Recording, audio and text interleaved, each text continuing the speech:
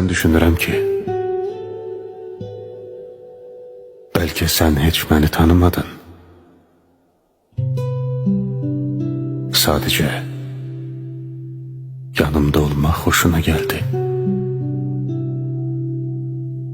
Mən də bütün qəlbimlə səni sevdim. Elə bildim ki,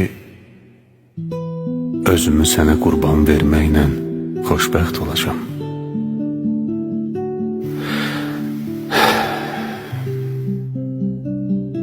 Amma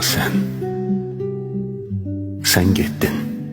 Mən həmin gün çox üzüldüm. Çünki sənə o qədər inanmışdım ki, düşünürdüm bütün dünya dağılsa da, hamı bir çıxıb getsə də, amma o heç vaxt məni tərk etməz.